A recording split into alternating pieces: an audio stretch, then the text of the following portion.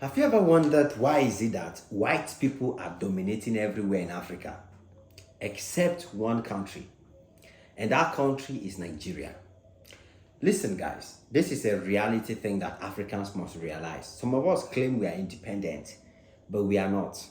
Africans, we keep shouting we are independent, we even celebrate independence, but we are not independent because most African countries, white people still run their economy. White people are still the richest people in those countries. White people still own the biggest companies and the biggest businesses in those countries. White people still make the major decisions in those countries, except for Nigeria. And I was asking myself, I've been talking about this for a long time. You understand? I've made like a couple of videos in the past saying that white people cannot control Nigeria like they control South Africa. Before when I do videos like that, in my mind, I thought it was just about Nigerians, like Nigerians themselves, their personality, their dominance. They don't want to be bowing to white people. They don't want to give white people the opportunity to control them. That's what I thought. So in my mind before, I was just thinking that South Africans don't care.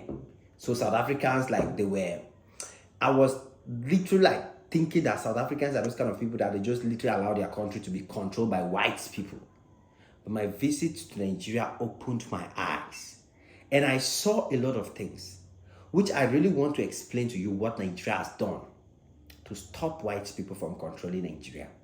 It's not about Nigerian spirit, Nigerians being hardworking, Nigerians dominant. That one day. But you see, the Nigerian government actually did something. You understand?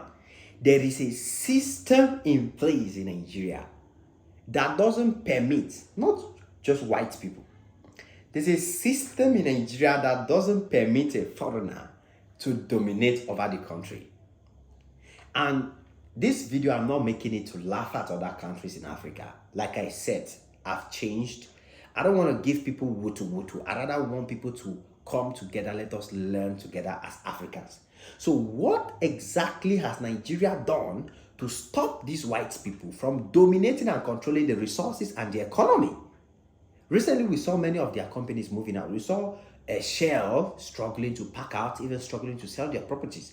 We saw companies, American companies, UK companies, many companies, literally saying we are done. We can no longer do it again. We are packing our bags. We are leaving. So when I went to Nigeria, when I entered Nigeria, I decided to investigate this matter. So that the next time when I'm talking on this subject, I'm spitting facts. So that the next time I'm talking on this subject, I'm giving you people more relevant information, more tangible information. So are you ready? And South Africans, are you ready to learn? Ghanaians, are you ready to learn? Cameroonians, all of us in Africa. This is one thing I wish we can learn from Nigerians. We can keep our pride aside and learn. Now, the best way I can start this is by starting with an example. Let's start with the modeling example, the advertising example. In Nigeria, once you enter Nigeria, there's something you're going to notice. Let me tell you guys the truth. If you enter Nigeria, you will not see any billboard or any advertisement of any product, be it a product produced in America, be it a product produced in China. If you enter Nigeria, you will not see any advert on anywhere that is done by white people. You will not see billboard of white people. You will not see any, generally, let me use the right word, because it's true that the target of the law was to stop these foreigners, was to stop these white people, was to stop these guys from taking advantage of Nigeria. But on the law, they signed it. They say it's no foreign, no foreigners. That is what the law says. But Nigeria is free in such a way that a Cameroonian can grow and become, I advertise in Nigeria, for example. I can advertise products in Nigeria, but I'm not a Nigerian. But no white person can do that. You get the point? But even though the law says no foreigners are allowed you can't use foreigners. So that law, I know the way I wanted to talk this down, I'm careful with it. So Africans still have that freedom in the country. But these are our particular Muzungus. Sorry. These are our particular guys. They don't have that freedom to do it because Nigeria is limiting them with the laws. That's an example of where I'm driving at. That's an example of where we are getting to. So you guys need to understand something. The way the Nigeria system is working, the Nigeria system is there to favor Nigerians and Africans. You see, Nigeria is the only country in Africa or the only country in the world where the system is designed to favor Africans. I can give you many examples. The Afrobeat industry, for example, is designed to favor Nigerians and Africans. The advertising business in Nigeria is designed to favor Nigerians and Africans. A South African can go to Nigeria and be on the billboard. Yes, a South African can, a Cameroonian can, a Ghanaian can, every African can, but not these people.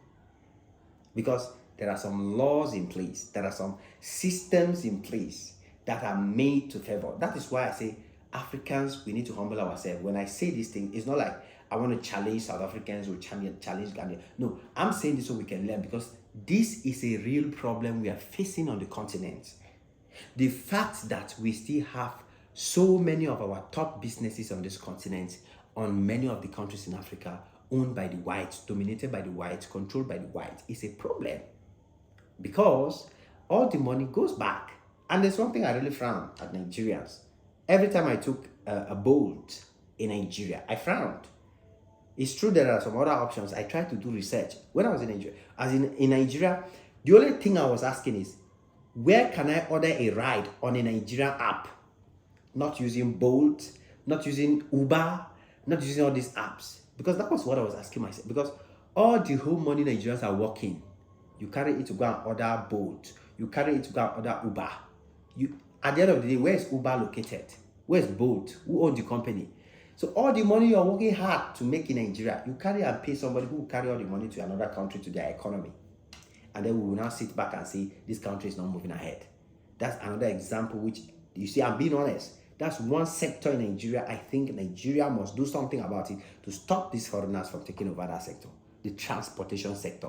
With these Bolt guys and these Uber guys, Nigeria must raise an app. Because if you know how much these guys are making on a daily basis, and this money is going out of Nigeria, when I go suffer work money, another person will carry the money, go to their country, the person will even respect us. So this is the reality Africa needs to get to. So Nigeria must rise and take charge of the transportation sector in that country by developing their own app. If there's an app already that's a Nigerian own, spread it on the comment section, let us know, so that I will use it. I don't want to use app that will carry my money where they work hard to get, carry it and give to another person from another country. That is the concept. You get my point? So, in South Africa, for example, we have seen the evidence of this problem of white dominance, of white people being in control of the economy.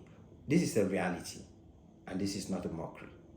And we need to find a solution to this problem, because it's a real problem that is affecting the country. It's affecting our African brothers in South Africa.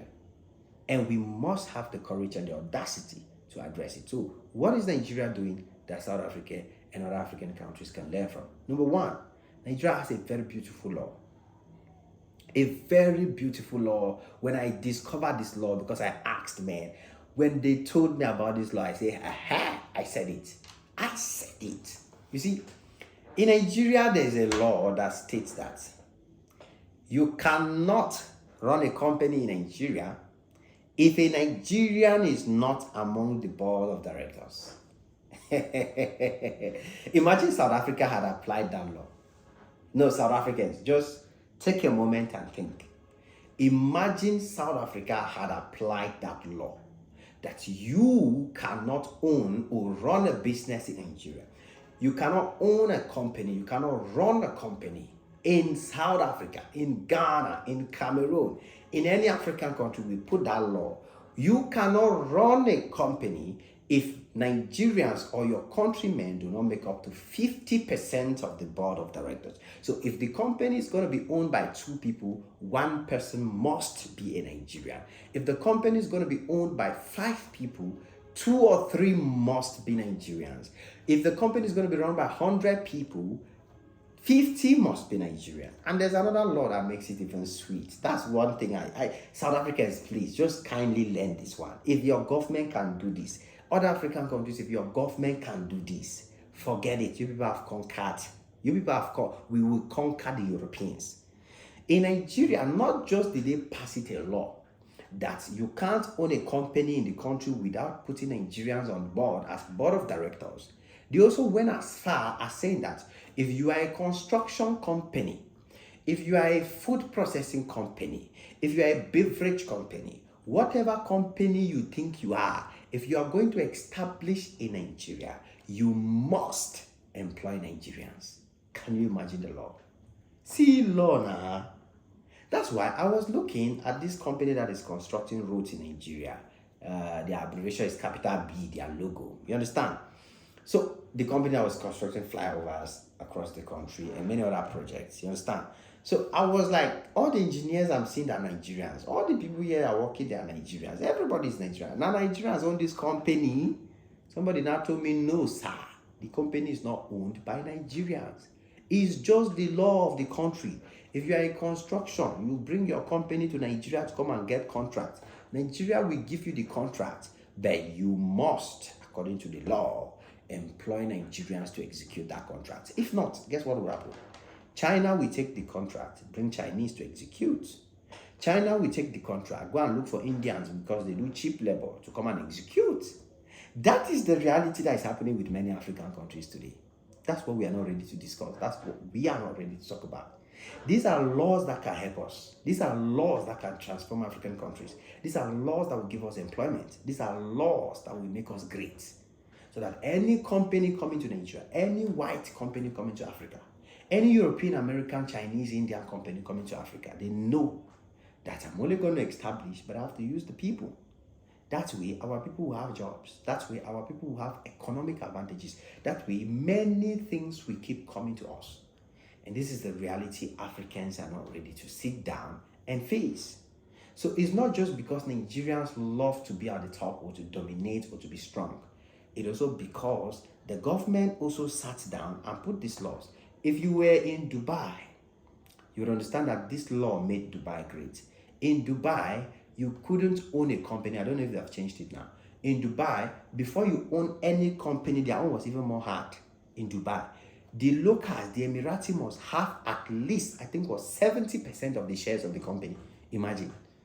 You like carry your money from America, from Europe, or anywhere to come and open company in Dubai before, in the United Arab Emirates.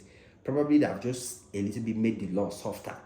A Dubai person, an Emirati must have at least 70% shares in that company for that company to be given license to operate. That's how the law used to be. The people were coming, and then they now made the companies tax-free. Nobody will pay tax. People, investors came, used Emiratis, established. Emiratis don't work. They were driving big cars, yet they don't work. So that is the reality Nigeria succeeded in doing. That's what Ghana needs to do.